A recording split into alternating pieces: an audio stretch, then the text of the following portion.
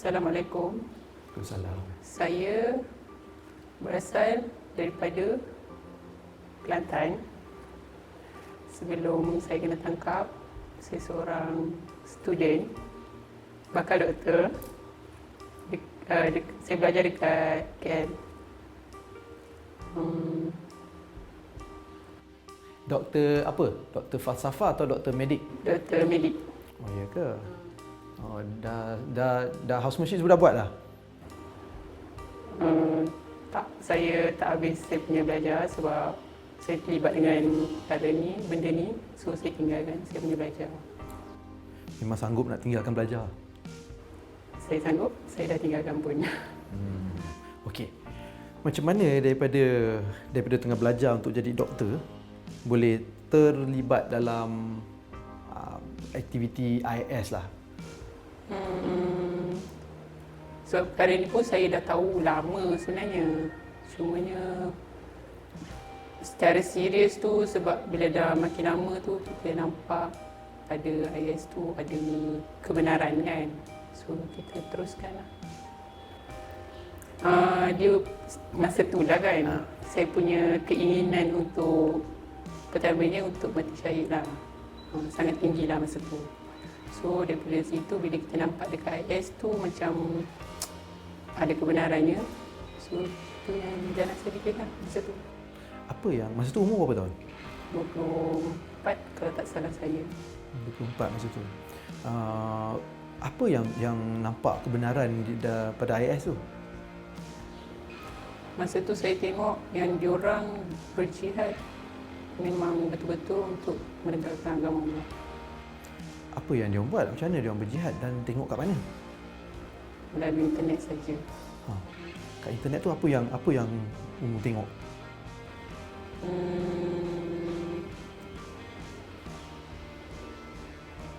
Apa yang saya tengok itulah.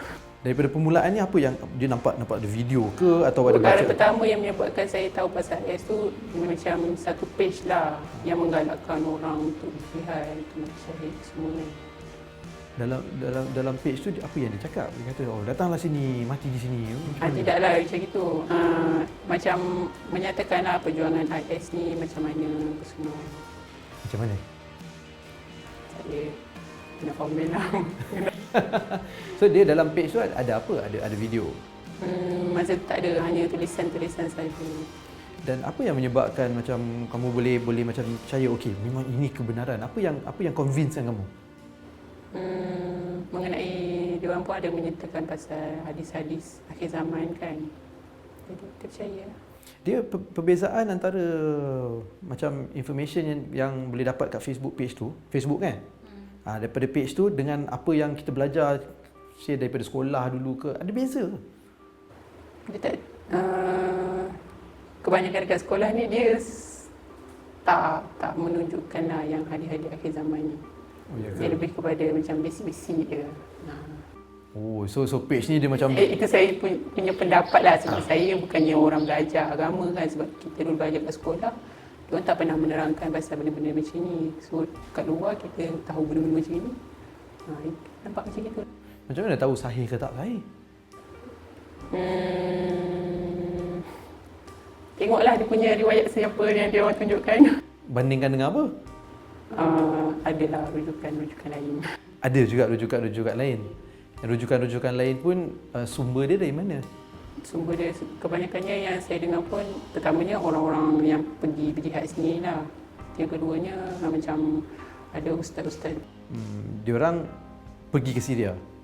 Diorang tak pergilah. Oh, diorang tak pergilah. Tapi diorang menyokong lah. Ada kurang macam itulah. Okey, macam mana? Okey, Perjuangan jihad. macam mana dekat Facebook tu boleh jumpa page tu? Memang mencari ke apa? Saya tak mencari. Sebab masa tu saya punya keinginan untuk orang kata apa, untuk mati lah masa tu kan. Tapi bila kita nampak jalan ni, macam mungkin Allah nak tunjukkan saya punya page tu kepada saya, page tu Muncul. Saya tak tahulah orang lain yang share, bukan saya yang mencari masa tu. Kenapa nak mati syahid? Sebab orang yang mati syahid ni banyak kelebihan dia lah. Apa kelebihan? Yang Allah dah janjikan. Seperti Seperti saya rasa lebih baik tuan cari sendiri.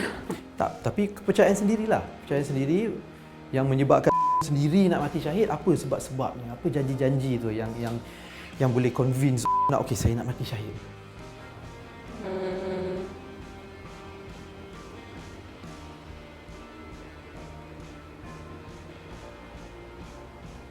Pertama, seorang yang mati syahid ni dia sebenarnya dia tak mati tapi dia hidup.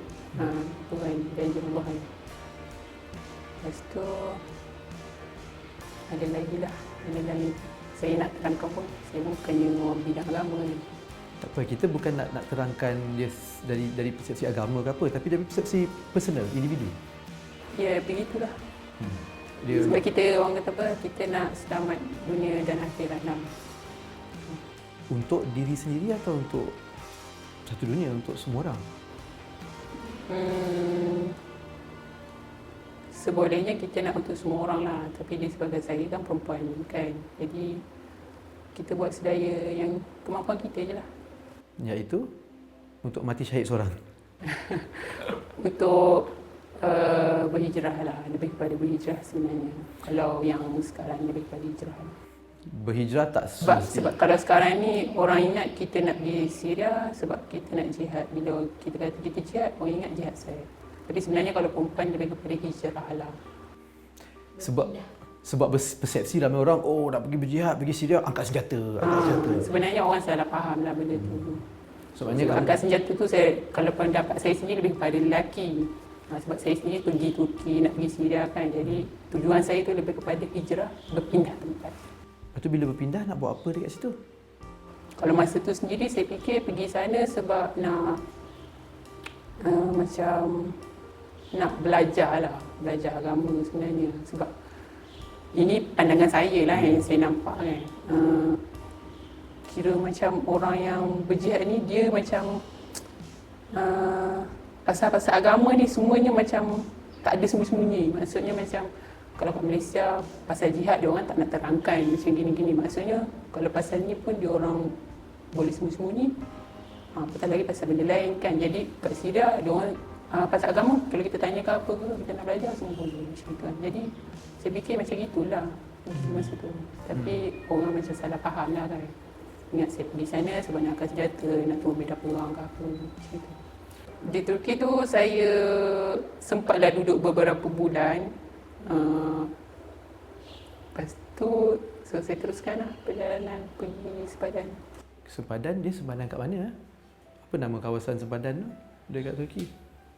Yang setahu saya tempat tu nama Hatay. Lepas tu apa yang menyebabkan tak boleh masuk ke Syria? Saya kena tahan sebab saya tak ada pasport. Tapi masuk Turki ada pasport? Masuk Turki masuk ada. Oh, lepas tu apa jadi pada pasport tu? Tak tahu. Saya no comment. Oh, okey. Lepas tu siapa yang tahan? Polis Turki. Oh, lepas tu apa dia buat? Bila dah kena Diorang tahan? hantar saya dekat tahanan immigration, betul. Diorang hantar saya pergi kedutaan, ke bagi isi.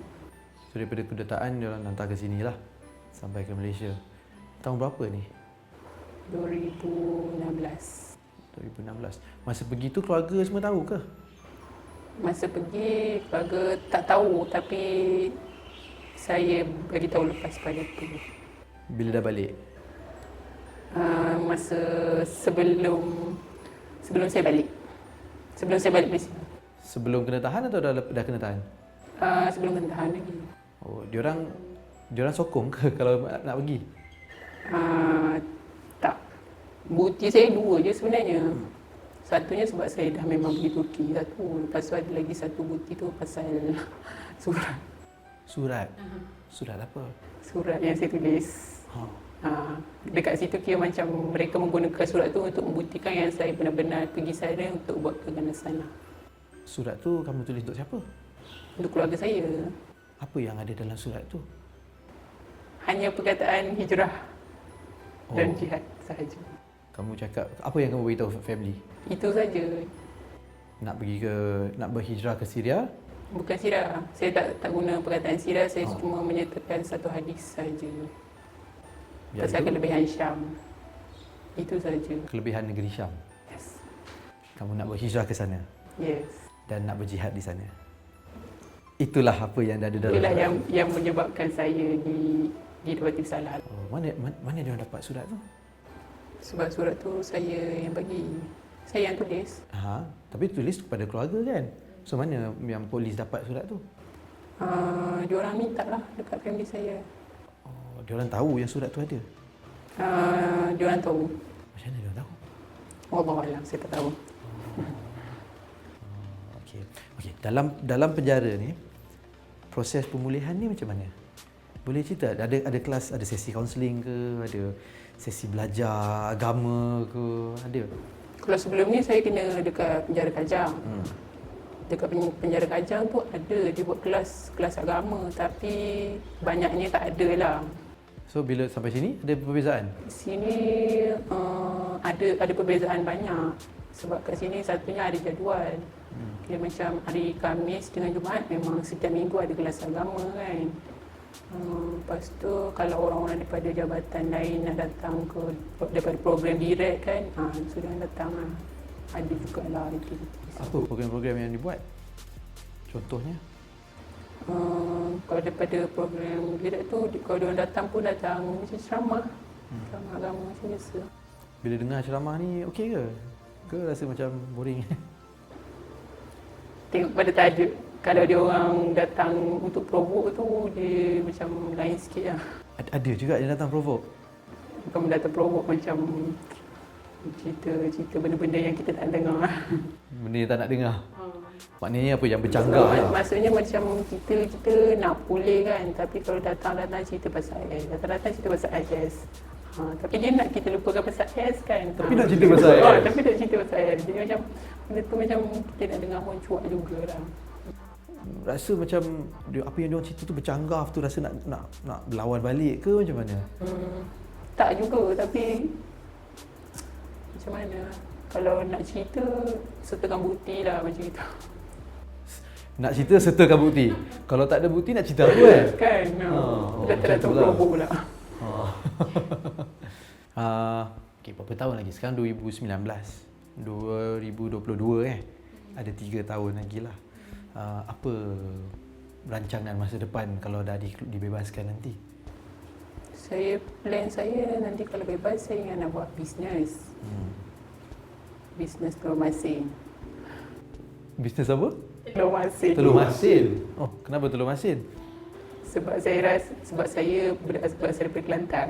Saya tahu orang Kelantan dia suka makan nasi kerabu. Nasi kerabu ada telur masin? Lepas tu, ialah lagi satu saya terfikir juga nak jual macam perkasam kan. Sebab dekat Kelantan perkasam tak ada, mungkin mendapat sambutan lah. Naik balik Kelantan lah ni? Saya nak balik Kelantan.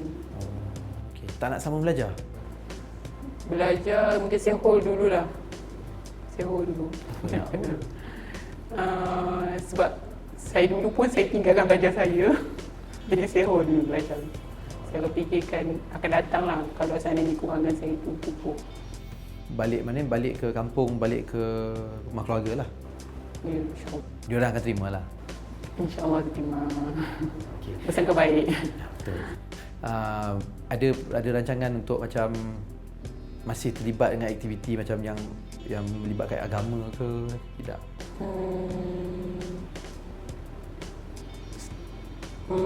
Plan kalau macam saya bebas nanti, keinginan saya nak belajar agama tu kata still macam biasa. Sebab agama, ilmu ni kita kena belajar sampai kita mati sebenarnya. Tapi saya tengok dulu kepada penceramah pertama. Lepas tu tengok jugalah dekat mana, topik apa supaya benda tu macam taklah membuatkan saya terpengaruh ke apa kan. Tengok juga.